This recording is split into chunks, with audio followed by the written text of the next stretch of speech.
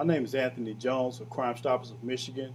We're here on the 29th birthday of Kalisha Madden, also known as Mocha, to help her family find answers concerning this missing mother of six. Miss Madden has been missing since Monday, November the 28th, 2011. She was last seen leaving the Vegas strip club where she worked. The incident took place on the 6000 block of Michigan Avenue, west of Livernois, on Detroit's west side. At about 4 in the morning, Miss Madden entered a black truck with three unknown black males. She is 4 feet 11 inches tall, brown eyes, black hair with blonde tint in the back, weighing 160 pounds. She was wearing a blue jean jacket, blue jean pants, and a black shirt with tan Timberland boots. She has not been seen or heard from since. My daughter was a very vibrant, happy, loving, beautiful young lady. She had six kids that me and my parents are now raising, along with my children.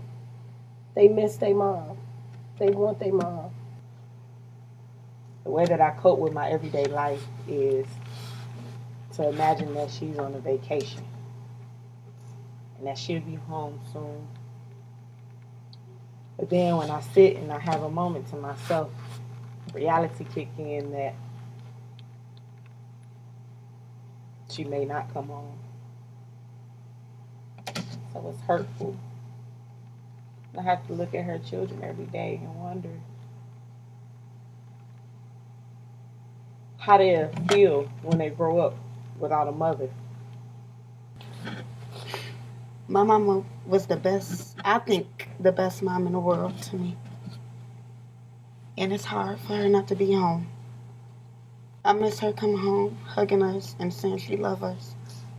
If you have any information regarding the whereabouts of Miss Madden, we are asking you to help her family and make an anonymous call to Crime Stoppers at 1-800-SPEAK-UP. Crime Stoppers of Michigan is offering a cash reward of up to $1,000 for information that leads to an arrest.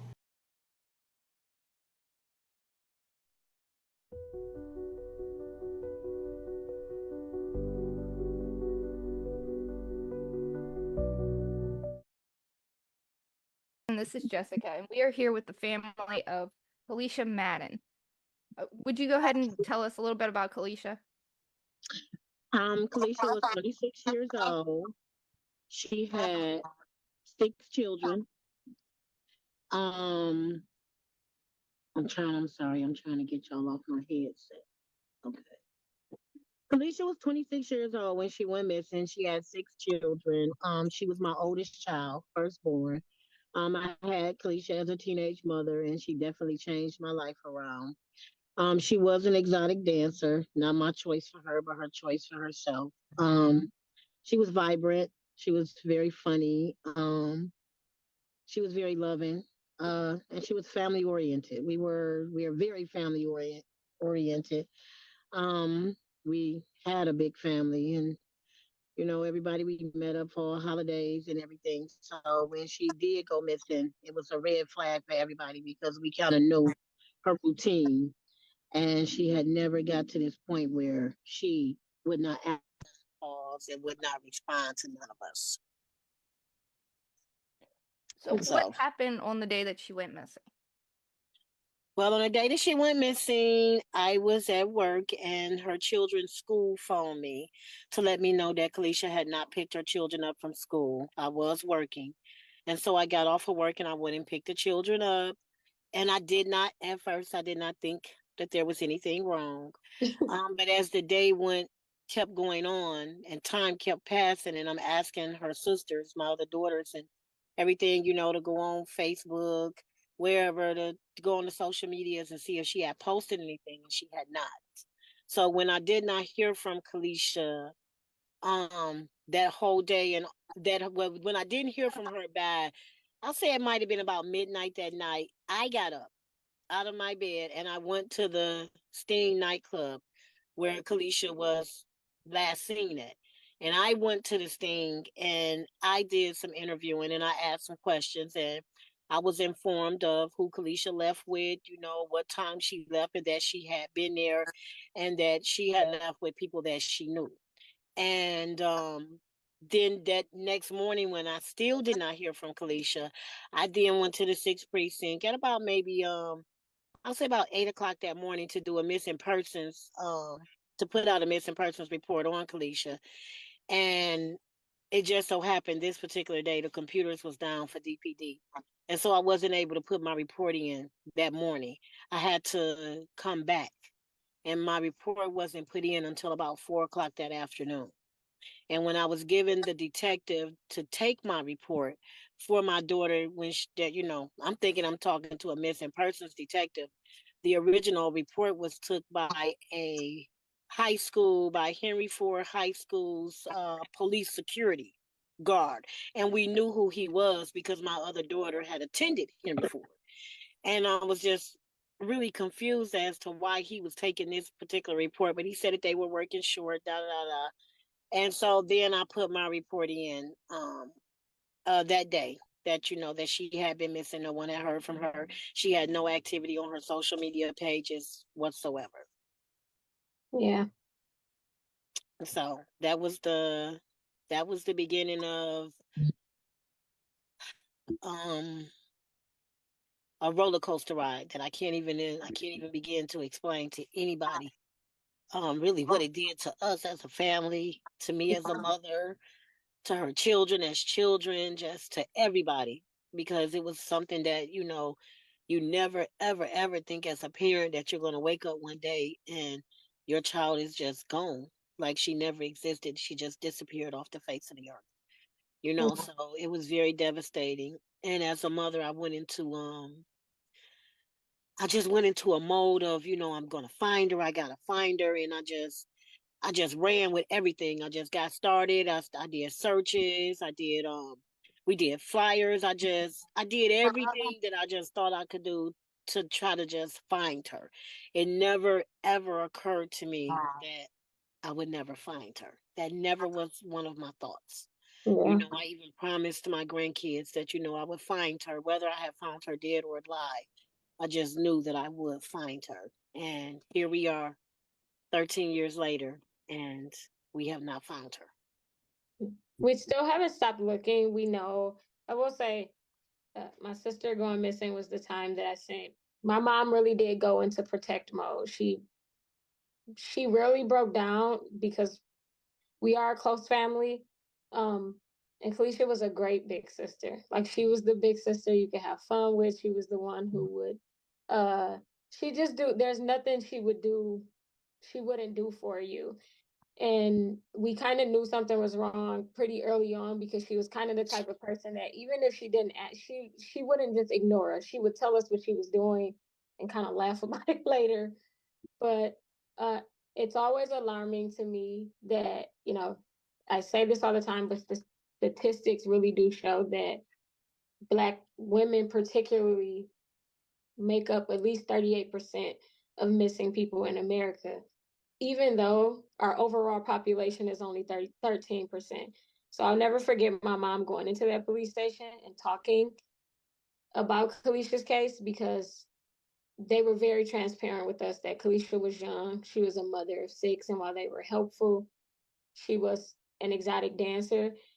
And in translation, what I took from that was she's not going to get the kind of attention that we're trying to give her. In order to even get her story on the news, my mom was able to do that just because she knew someone who helped us get on the news and say, no, something's wrong. She's missing.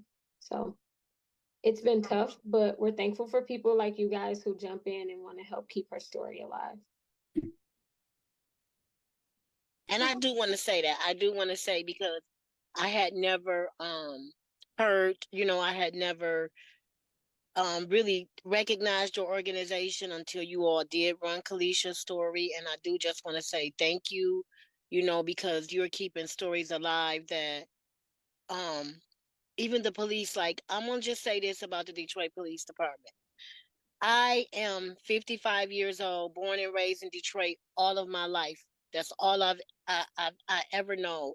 I was a law-abiding citizen. I have never been arrested in my life or none of that. And I was just so devastated that the one time in my life that I really, really needed the police, I didn't get that. I didn't get the services that I relied on from the police department. Like even right now, with you all running Kalisha's story, we start getting new tips that had not been tips that we had never heard of before. And to this day, right now, with the tips that we've gotten, I have left messages. I have called the police department. I have called the detective handling Kalisha's case. I've called homicide. I've called the cold case files, and I have yet to get a response in regards to my daughter's case. That just that you even following up on any leads. Why ask for information and leads that you're not going to follow up on? So But that is just kind of devastating to me, just to know that there's no resources. There are really no resources. Once your case is gone and it's an old case, there are no resources. So basically, if I want to find my daughter, I would have to jump on a plane and follow leads myself. um, to give you guys an idea about how hard we've been searching for her, literally every single week, and I'm sure you guys know because of the organization you have, every week, like clockwork, I check the NAMIS website for unidentified and unclaimed bodies everywhere just to see if there's anything or anyone there who could be her. When my mom says we've called, we've texted, every single time I run into a body that I feel like possibly could be Kalisha, I send an email about it. I constantly reach out to them. There's really no response that they're giving. But even as my mom said, even with us having strong leads, but not really being given that support to help find her, whether she's dead or alive, she's not trash. Kalisha was loved. She was a great part of our family. And the hardest thing in life has been us having to raise her children and our own and how close our family is. But to just know that she's out there like trash, like she doesn't belong to anyone. And she does. She has a family who loves her. We just want to be able to bury her properly if that's what we have to do, or to bring her home if there's some type of miracle chance that she's still alive. But to know that there's a possibility that she's just out there, people who know our family know we don't go a day without talking to my mom or each other, and just she deserves to have a proper service, and her Closure. children deserve closure. She would be on her way to having her third grandchild right now. And she's not here to experience any of this. Now you said about Nemus, is your DNA in the system? Yes, we submitted DNA to the Michigan State Police in 2011. 2013. Myself and my second oldest daughter. Okay. So my DNA has been submitted for her basically from the beginning. Okay. Yes. Now, going back to the day that Kalisha went missing, you said that you went her job and did your own investigating. Do you know who spotted her getting into that vehicle? I am not going to mention names, but I knew everybody that Kalisha got into that truck with. When people are saying that, oh my gosh, she got into the truck with some men that she didn't know that should have happened to him. That should have happened to her. She knew these people. These were not strangers to her. She knew these people. Some of these people I knew. She knew who she was getting in the truck with. Okay. What people need to understand is most of our children and our women that are going missing are not picked up by strangers. They're picked up by people that they know, people that they trust, people that they believe in. That's how they're took. Because nobody's going with somebody willingly that they do not know. So yes, she did know these people. Then it was stated that she would set people up to get robbed and all of this. I'm just going to say this. That story did not surface until I confronted the person that took my daughter. I confronted them, okay, the very next day to ask where my child was. And after that confrontation, the story came out that Kalisha was setting people up and all of this. That is not what I believe happened. What I believe happened is that Kalisha left that club willingly with these people. I don't think that anything was wrong when they left that club. I believe that they went to an after hour. I do believe she went to an after hour, and active after hour is where things turned. Okay.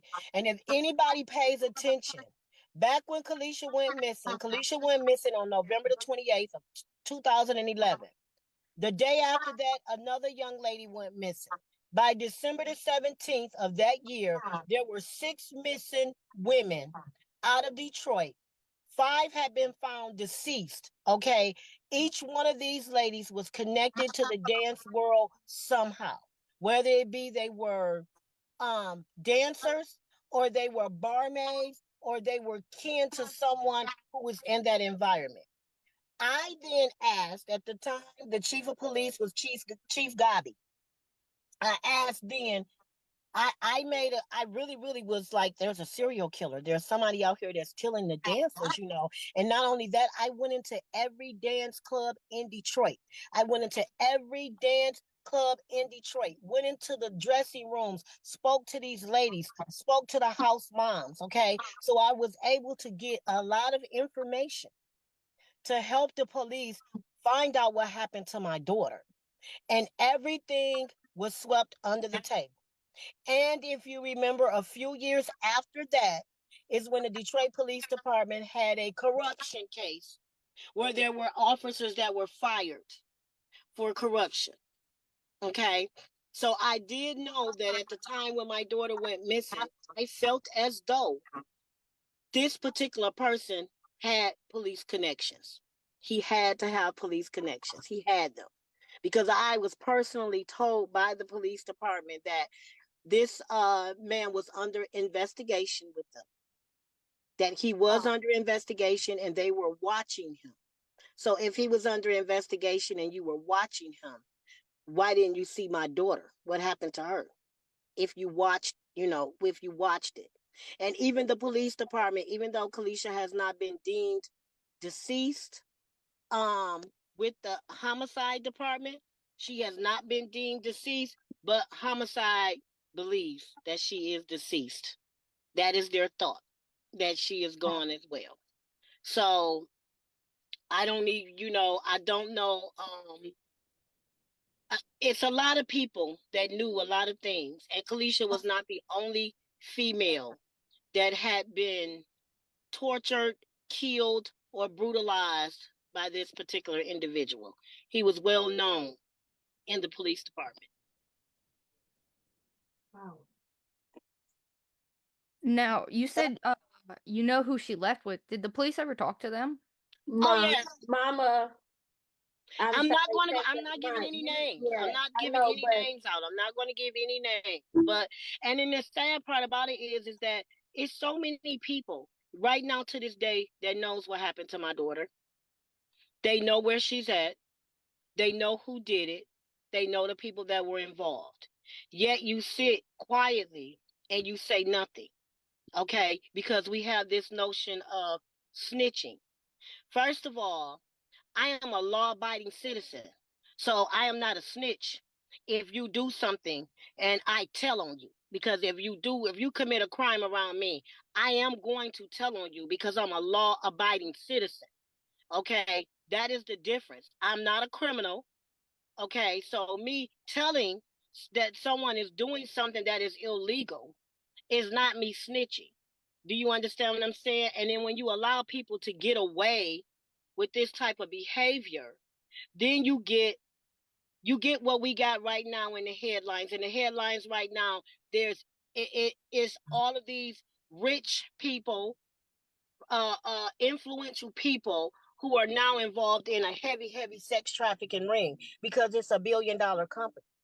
Do you understand what I'm saying? But think about all of the people that assist the predators and doing the things that they're doing to our children, to our women, even to our men now. Like in Detroit alone, I follow you. First of all, I follow you all site. There's a missing child every single day. Our kids are just disappearing as if they never existed. And they're getting younger and younger and younger. And we are so worried about the people that the immigrants that we're trying to get out of the country. We're worried about who's coming into this country, but we're not concerned about who's leaving out of this country. Do you understand what I'm saying? Because some of our children are being took out of the country and being took places where they can't get no help. They can't say, this is my name. I'm from the United States of America. Yeah. And to answer your question, as far as the police questioning people, they questioned a lot of people. They spoke to a lot of people regarding what happened with Kalisha, to give people clarity who do think that she had some type of money when she went missing. Kalisha had not been dancing for like consistently when she went missing, but actually one of the last, she came to my mom's house to visit us maybe a few days before she went missing. And Kalisha was the type of person that if she had money, we all had money.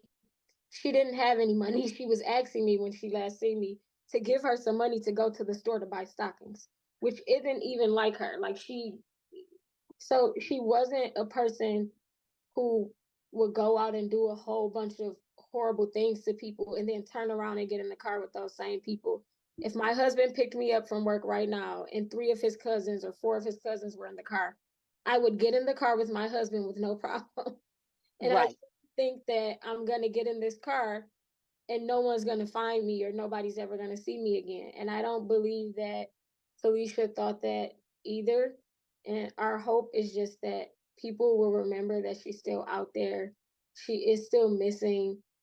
And if you know something or you see something, say something. We didn't get a lot of support. I'm not going to say a lot, but during that time it was very traumatic for our family. We put our numbers on flyers. We were getting prank phone calls. My mom was getting calls saying she's being tortured in this place or that place. We're getting calls at 2 and 3 o'clock in the morning that she's being held in places, and the police would not come and look with us. So a lot of times, my mom would have to get on the phone and just call our entire family and basically say, I just got a tip. I don't know who it's from, but this is where they're saying she's at. And we all get up and go. It's traumatizing when you're looking in abandoned houses and you're looking for someone and you think there's a strong chance I'm going to find this person's body, but people haven't talked and told what they know happened to her, and we understand what it's like in the city. I'm at a point where I don't even care if we never find out who specifically did anything to her. I really just want her children to have the opportunity to be able to put her to rest properly. All right. Now, when she left, did she have a purse or phone or anything? Yes. She had a purse, she had a phone, she had a dance bag. Okay. But were any of those items ever found? Never. Her phone was traced. Okay. Her phone was traced. Her phone was traced, and it was put in the Northfield Tireman area, which is where I did a lot of searches in that area. And I will say, because I'm just not going to speak badly about DPD, because in the beginning I was on their head. And I then found out that they did search and dig for my daughter on several different occasions from tips that people had given. The tip is that she is buried somewhere in that particular area. She's buried. So they did do a lot of digging that I didn't know about, but they did do some digging and they came up, with nothing. So at this point, what I'm really asking is, there are a lot of people, like I said, that still know, what happened. I could really care less as to who did what, because I'm going to leave that to God. I'll leave that to God. My thing is just as a mother, and I know that a lot of these young ladies might have not been mothers back then, but they might be mothers now. As a mother, it is so hard to go to sleep every single night and wake up in the morning for 13 years and you don't have a clue if your daughter is dead or alive. And a lot of people be like, well, we hope we find her. We hope we find her. Okay. So now just think about this. As a mother, you find her and your daughter has been brutalized and tortured for 13 years. She's not going to be my daughter that left me 13 years ago. She's going to be somebody totally different. That puts I can't even explain to you the heaviness just on my heart, you know. And back then, since then, I've lost my mother, I've lost my father, I've lost my brother, I've lost my niece, I've lost so many important people in my life that were important to Kalisha, and nobody got to know what happened to her. Nobody got to really know what really happened. You know, she's not found. There's it's as if I didn't birth her myself, it's as if she doesn't even exist. And it's as if nobody cares anymore. You know. Now, you said it was traced to that property. Was it ever found there, or? No. No, listen, this property we never found. We found some items that belonged to Kalisha. We found a makeup mirror, uh uh like a powder pad. When we found these things at the property, we did call the police and they came and they took these things into evidence. Never heard nothing else after that. Yep. Because in the real world, this is what I did find out during the process of me looking for my daughter, not ever just being in a situation like this, that money talks. Right. And BS walks. And people can buy silence. People can buy whatever they want. And everybody is for sale for a price. And I do believe that a lot of people, either out of fear or financial gain, chose to just be quiet.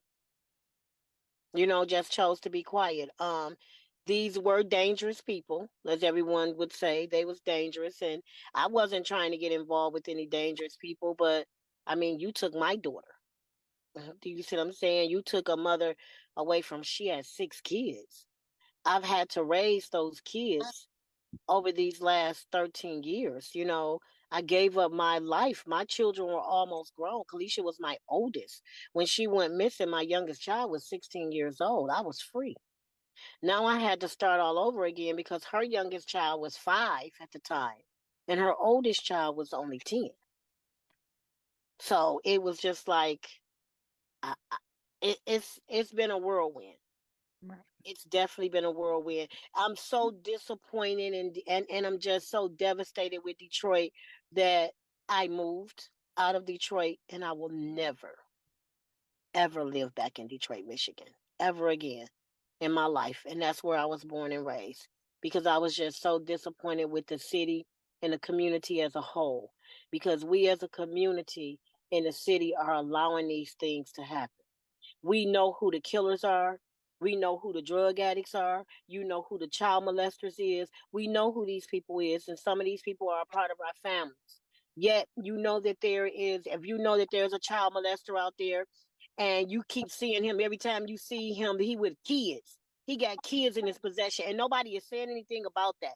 That it's just devastating to me, just how much we as parents, mothers and fathers allow people to do to our children and we just be silent. We Right. say, "Oh, we're not going to snitch." It's ridiculous. I'm so disappointed, and be growing up there and just knowing that this never was how Detroit was. Women and children were protected. Women and children were respected. And no matter what beef anybody had with each other, whether in men, gangs, or what have you, women and children were just off limits, you know. And now that I'm on live, I just want to say to all of my black men that's in Detroit, stand up and protect your children and your mothers and your sisters and your wives and the women. Stand up and protect the people that you love.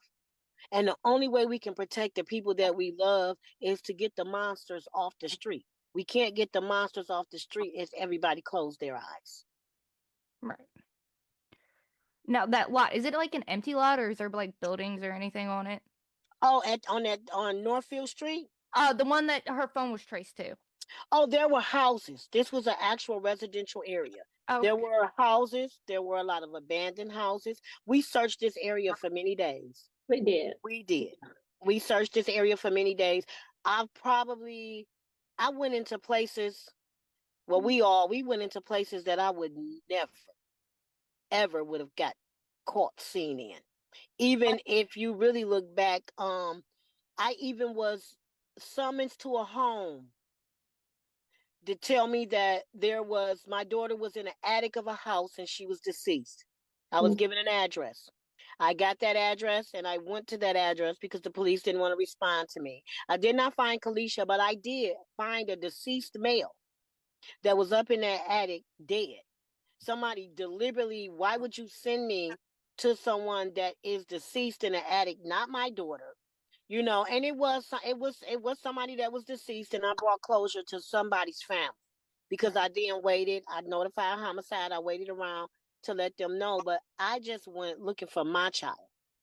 You know, I just think that I don't know how the even okay, let's just say this, even with tips that we may have now, I was told if I get a tip that says that my daughter is over here to the left, and you go and you see my daughter and you ask her, well, Kalisha, do you want to go back home? And Kalisha says, no, I don't want to go back home. I had the police tell me that there's nothing that they can do. right. That is a crock of baloney. If you have somebody that has been missing and their family has reported them missing under extreme circumstances and they've been gone for 13 years, they don't get the option to say that they don't want to be found. You need to bring that person in. This should be some type of law that when you are found after being missing for so long, you should be mandated to be brought into a police station or a safe place, what you assume to be a safe place, and then you are questioned on whether or not you don't want to be found. Not questioned in the area that you're in danger in.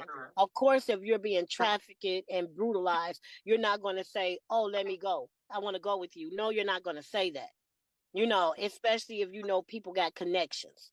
So I just think it should be mandated that when people are found and they cannot give proper identification, they should be DNA'd to know who you're dealing with, and they should be reunited with their family in a space where they can tell their family their self that I don't want to be bothered and I just want to be left alone. And then they should be took off the national registry, because why are we looking for people who are not missing, who just don't want to be found? Right. It's a waste of time and money. Do you know if dogs were ever brought to that neighborhood or sent? I do believe so. Okay. And they dug. DTE they dug that neighborhood. They dug several locations in that particular neighborhood, yes. Okay.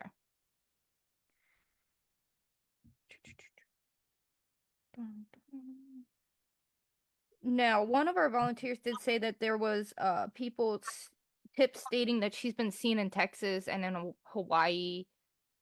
I No, won't comment on that because all of that is being we can't comment on that. That's yes, we fine. can't comment. All right. But we do thank everybody for the tips. Keep them coming. Yes. Anyone might lead to be that one. You never know. You're right. For Keep them everyone coming. watching Every this, tip that is given, I will follow up on. Yeah. I'm out of questions. Do you have any questions, Jessica?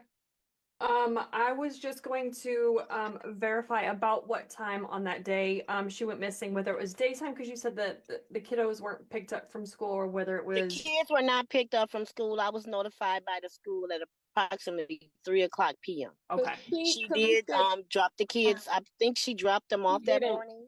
No, she didn't drop them off to school that morning. Like as a dancer, she would typically work from like 6 p.m. to around 2 or 3 a.m.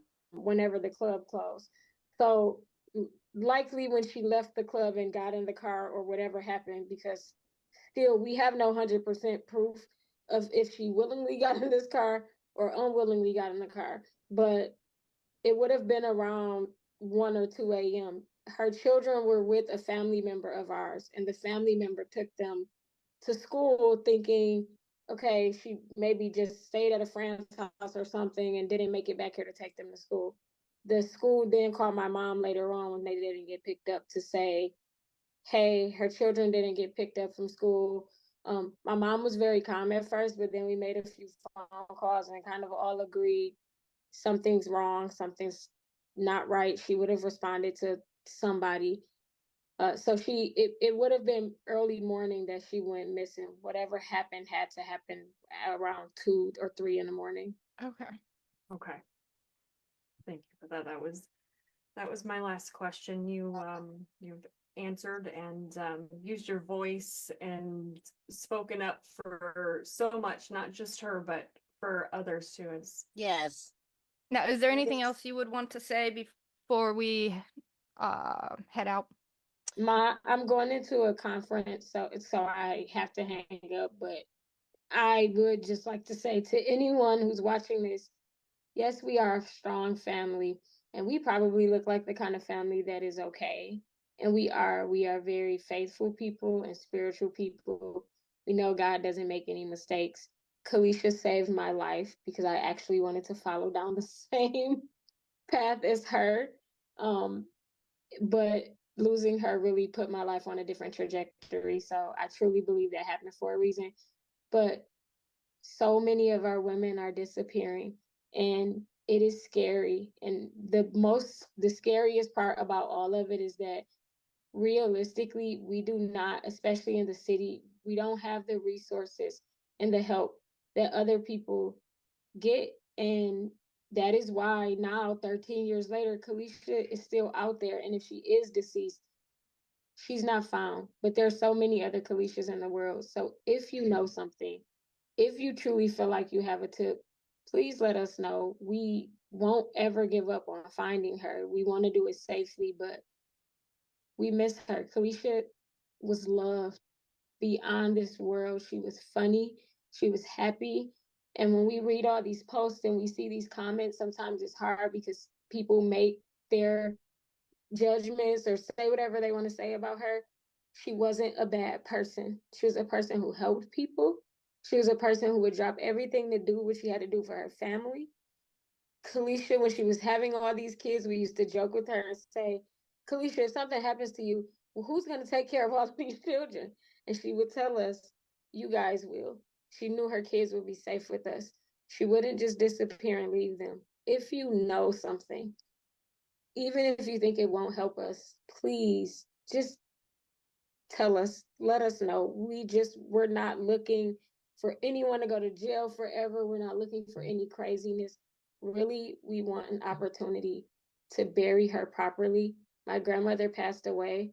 There's not a time where I visited my grandmother that she did not go into her basement and cry about Kalisha. She wouldn't do it in front of us. But my grandmother and Kalisha were extremely close. And my grandmother left this world not knowing what happened to her. So our hope is And that if anyone's also, watching, you will speak up. I appreciate you guys, Mom. You can finish up. I have to I go. love you, Tashi. Thank I you. love you back. Thank you, Talk to ladies, you so later. much. Thank you You're so much. welcome. Thank you. And all I have to say is that prayers to all of the families who's missing their loved ones, because there's a lot of children missing. I can't imagine, what you're going through. I can imagine it. I'm going through it as well. Um, I'm just it's really just, I don't even really know what to say. There's no words for this type of pain, for a family to deal with. Like, I could deal with my daughter being deceased. I could deal with that because I would have a grave, or I would have an urn to know that she's deceased. I can't deal with possibly dying and leaving this earth and not ever knowing where my child is at. So that's all I'm asking the public is, I don't care who did it. I don't need to know that. I don't care about any of that. Just please, if you know any idea where she's at, just please say something so that we can bring her home and we can get closure and her children can know and I can know and we can all be at rest and put her to rest. Let her rest in peace. If she's alive, please give her back. Do you see what I'm saying? Just, give her back. Help her make her way, back to her family and her children. She have people that definitely love her. Like my daughter says, she has grandchildren now. I'm a great grandma. God bless America. So that's just my only plea to the world, because if we don't stop and do something now, it's only going to get worse. It's only going to get worse. Our children are they're going to be just like they picking our kids up like you going grocery shopping. They're literally stalking, and they're taking our children. And it's just, they're brutalizing us, and I'm just not figuring out why we as a community choose to live like this when we don't have to. So I'm just asking for people, if you see something, say something. If you know something, tell. You can call 1-800 Crime Stoppers. It's anonymous. I know it's anonymous because I've gave tips myself. Mm-hmm. And I know how Crime Stoppers work. I needed to know how it worked so that I would know how it worked for my child. And so you don't have to give a name. You don't have to say who you are. Just call. Just tell them, if you notice she buried over here, tell me where she's buried. You see what I'm saying? And let us just get her remains and give closure to our family. And if you know of anybody that's missing, that's anywhere, give closure to these families, because you never, ever, ever, ever know when it may be your turn, and it may be your loved one. And it may be you on this news story, or it's you on Facebook begging people for help. So treat people how you want to be treated. Do for people how you want to be done for you. And that's really just, all that I have to say. I definitely thank you all so very much for giving attention to her story, because it has not got any attention in some years. So I appreciate you all so very much. You're welcome, and thank you for joining us. Thank you so much, and you all have a great day. You too. Okay. All right. Bye. Bye-bye. Damn it, you're making me cry.